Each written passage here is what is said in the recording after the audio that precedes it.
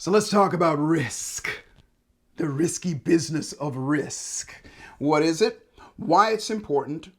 Why is it necessary for success? And what you can do with it to go further faster. And because it's not what you know, it's what you do that's going to produce the results. And as usual, grab a pad and paper so you can write this down, because I'm going to give you some steps that you can use, because our outcome here is always to help you go further, faster, and whatever it is that you want. You know, I regularly ask people, do you want what you want sooner rather than later? And the answer is always a resounding yes, it is for me as well. And so first I'm just going to talk to you about, what it is and why you use it and why it's necessary.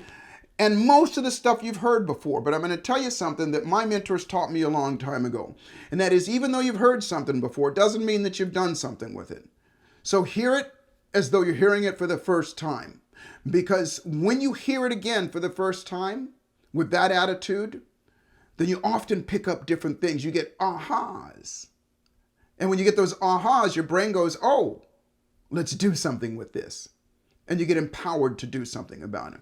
Example I like to use is, one of the greatest books I've ever read in my life, and it changed my life, and hopefully you have and maybe will, is the book called Think and Grow Rich by Napoleon Hill. I read it from the time I was 19 years old till the time I was 32 years old every single year. And did you know every single time I read it, every single time, and if I read it today, I would either get something new or I'd go, oh, I remember that. And when you do, remember, I'm all about science. The brain is going to release those chemicals that make you feel good and attach you to it. This is what keeps you going. And so what is risk? Risk is doing something or committing to something or moving forward on something where there is the chance of failure. The chance of failure. There's the chance of you not succeeding at it. And what we attach to that is pain. Because if we don't succeed, it may cost us money or may cost us time and maybe even cost us physical pain. And so when we look at that, the bad side of it is that our brain and our body is designed to move away from pain. That's natural. If you put hot wax on you or put something hot on you, you're going to move away from it because your nervous system is designed to be that way. Automatically, what happens inside of you, your brain goes into what's called your sympathetic nervous system. It says, that's pain. Get the hell out of here or stop that. Fight it. Make it happen. And when we're in that, that's automatic. You don't really think about it. It is automatic. It's built into your nervous system. But you know what else is built into your nervous system? Pleasure. Your nervous system is also designed to immediately move towards pleasure, even and especially when you're moving away from pain. You're going, okay, well, let me get over here because that pleasure or that's going to give me some sort of relief or some sort of release is better than this pain. And so it's a what do we call a juxtaposition, and it's crazy eights. It's one, the other, one, the other, one, the other. We go back and forth, and what happens is when that happens, it's exhausting to most people, and guess what they do? They give up. They stop going forward. And so here's the truth. Here's the reality about risk. Risk is a part of success. Now, you've heard this before, but again, hear it again, and maybe you'll hear it in a different way. Everything in life is about risk. Pressure, release. Pressure, release. Pressure, release. But it's the release where the growth is. You see, when pressure happens, because it's the pressure of it's uncomfortableness in that moment. The pressure of, making the decision to make this investment or making this decision of stepping out on your own or going and talking to somebody and introducing yourself to somebody. There's the risk of rejection, and that's pressure. And just so you know, in all my work, here's what I found. In easily 80% of everybody that I work with, it's fear of rejection. And if you go back on some of my other videos, you'll see that fear of rejection is built into us as well. We as human beings are designed to keep people around. And so rejection, because we know we got to have other people for our emotional and physical needs when we're babies, so that never leaves us. So that fear of rejection is always there. But you got to take a risk. If you're going to meet somebody new, if you're going to do something different, you got to take a risk. But understand this, what you must learn, if you want to use risk to go further faster, you must change your relationship to it. So what it is, it is just The possibility of, if I do something, I could lose. I could, I could experience some sort of pain if I do this. That's all it is. Where it comes from is it's designed inside of you to move away from pain. So when something shows up, most people automatically go, well, if I invest this money, how much money am I going to lose? And what is this? And all those things. And so that's what it is. That's why it's there. And now let's talk about what to do with it. Now, I saw a documentary a little while ago. The documentary, is, as oddly as this is going to sound, was a documentary about lobsters in the sea. And they showed this lobster on the floor of the ocean. And first off, they're showing it through its stages in its life. It's very active and all this stuff and everything as it's going through. When it gets to a certain stage, it starts to slow down. And when it starts to slow down, it's under pressure. It's under pressure. And what's happening is because the lobster's shell is hard. And the only way for that thing to grow is to it has to take a risk. It's got to get outside of its shell. So what that lobster does is that lobster goes and puts itself somewhere safe. Hides under a rock or whatever. And it sits there and that pressure gets going and pressure gets going. Pretty soon that shell splits and the lobster pulls itself out. But here's what happens. When the lobster pulls itself out, it doesn't just run out there and go, hey, I'm out. It has to stay hidden for a little while. It has to take its time for a while and let the new shell harden. Now, why am I saying that? It's the same for you. I want you to think about it in your life. Right now, there are risks that you could take. There are risks that you maybe should take. There are risks that you would take. And that if you do those, you're going to go geometrically further faster in your life. But those risks, when you think about them, whatever they are, whether it's spending money, investing money in something, or doing something, going and talking to somebody, putting yourself out there, whatever it is, how do you feel about it? When you think about it, do you go, I'm afraid to do this or whatever? Or do you go, I'm excited to do this. This is a great opportunity for me to do this.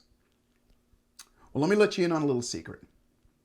Changing your relationship to risk so that you become optimistic first is going to, number one, it's going to cut down on your chances of making mistakes. Number two, it's going to keep you empowered so that you keep on moving forward. And then number three, it is going to build a habit so that the next time another risk comes along, you evaluate it versus run away from it.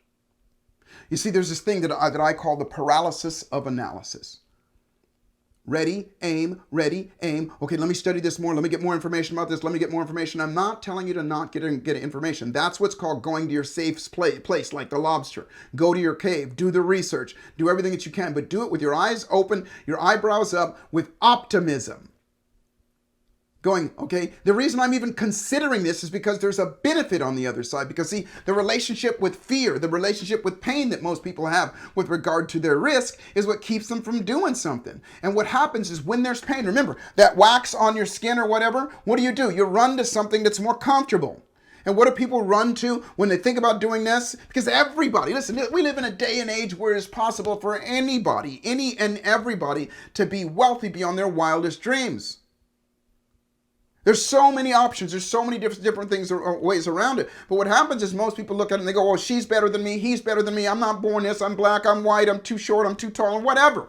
And we go in that, and what we're not is because now we're looking at that risk with pain. And then what do? We go, screw it. Let me go watch Netflix, or let me go drink a beer, or let me go do something that takes the pain away in that moment. Instead, what I want you to do is when the pain shows up, when that uncomfortableness shows up, when the risk shows up, go to your cave. First off, what you're going to do is you're going to snap yourself out of it. I'll tell you how to do that here in a moment. But then you're going to go to your cave and do the research with optimism. What is your cave? You can go on the internet and you can look up stuff. You can go do your research or whatever, but also be thinking about what is possible for while you're even doing this. And then, so that's number one. Let me give you some steps. Step number one, write down the risk. You know me, I'm always telling you to write stuff down. It is so critical. It's such an important part that you've heard the stories, the examples that only 3% of the people have written down goals and only 3% of the people are wealthy. And remember, in my case, and when I say wealthy, wealthy means healthy, happy, and financially abundant. So this habit right now, writing things down, that's why I always tell you to write it down. So first off, write down exactly what the risk is. Number two, write down what the benefit is, what you're going to get, why you're doing this. Write it down.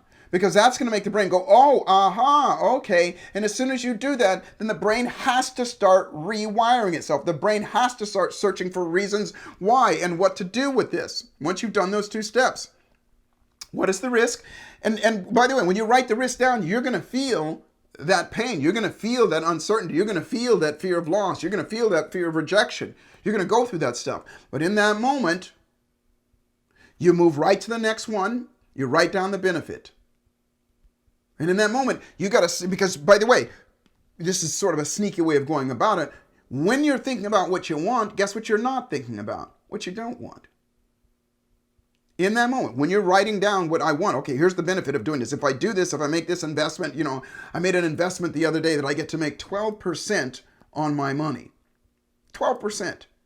Now, was it a risk that I had to put some money out into it? Yeah. But I looked at it and I did the same thing. I did the process. I went back and I took a look at, here's what I want. And then step number 3, like I said, is to go to your cave. Go to your rock. Go somewhere and do the research. And that's what I did. I went to the research and I looked, okay, well, here's the probability of this happening. Here's, I did everything that I possibly could. And then number 4, make the decision and do it or not. Because sometimes you're in your cave and you're going, okay, well, this isn't a good thing. And you find something out and you go, okay, well, this isn't a good thing for me to do. And so those steps, as you go through them, I promise you what's going to happen is because my whole thing is to get you to rewire that brain of yours.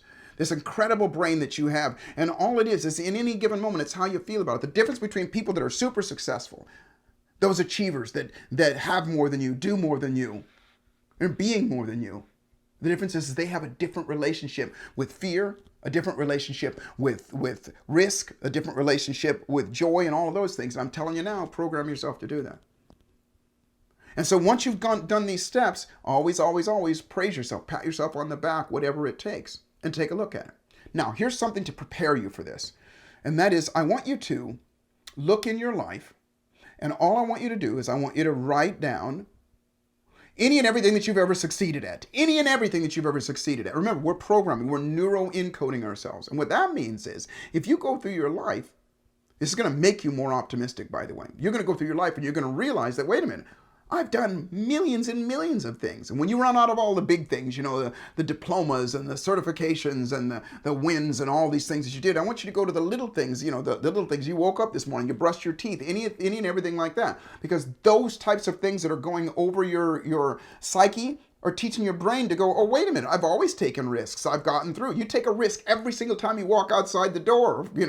You've heard this a billion times. You could get hit by a bus right away. Well, listen, you're taking a risk every time you pick up the phone, every time you do something, every time you eat something. You're taking a risk every part of your day. But when you realize that, wait a minute, I take risks all the time, then you start to develop a different relationship with risk. Risk is important. Risk is necessary. When the baby stands up to walk for the first time, it takes the risk of falling over and hitting its head on the counter or on the coffee table. When you take a risk to get out there in your car, you take a risk of that somebody that's driving towards you is going to stay on that side of the dotted line. That's the risk that you take. Somebody that you don't even know. You take a risk that person is going to do that. But do you ever get in your car and go, well, gosh, what if somebody crosses that line and head-ons me and kills me? You don't do that. Because you have a different association to that type of risk. And you can do the same thing for any other risk that you want. Remember, it's necessary. It is absolutely necessary. You can sit there and do nothing at all. And when you do nothing at all, you're not going to go forward. You're not going to go forward geometrically, if you will. Or you can develop a new association with risk. I'm not telling you to be stupid and just to take every single risk that comes along. I'm telling you be smart. That's what the metaphor with the cave and the lobster's for. Go to that cave, figure it out. Step number 1, write down the risk. Step number 2, write down the benefit of the risk. Step number 3, go to your freaking cave. Step number 4, do something about it. Make the decision to do it or not to do it. And even if you don't do it, pat yourself on the back and go, I didn't do it because I went to my cave and I did this. You have a different relationship. The other thing that I want you to do, I want you to write down any and everything. It does not have to be in chronological order, but you write this down. You're going to be programming your brain. And what happens is on the other side of it, you have a different level of optimism. You have a different level of an association to risk. You have a different level of association to what is possible. And your brain starts to look for it. And here's the icing on the cake is that the energy that you put off, at the risk of sounding too cosmic, that you put off is inviting. And you attract and you invite situations, circumstances, and even material things, and even people into your life because people move towards that energy. You change as a human being. It's top down. Think it, feel it, do it, have it. As you think it, you cause your body radiates with a whole different type of energy, if you will, a whole different type of electricity. And then when that happens, it goes outside of you and it impacts other people as well. And the extra added attraction is you're conditioning yourself to be that way automatically. All of these things, they're super, super simple, but they're also super, super, super effective, if you will. And effectiveness is the name of the game. Risk is part of your life. You're going to take a risk even doing what I ask you to do here. But what I promise you is if you go through this process, give it 10 days. You know me, 10 days, something really simple. Remind yourself to do this like every hour, that kind of thing. And what happens to us is we grow. We change as human beings. Lastly, remember this, that life is always exactly what you dare to make it. And fortune favors the bold, baby. So the trick to life is to boldly step up and dare, that's the risk, to make your life magnificent. I look forward to serving you, and I'll see you at the top.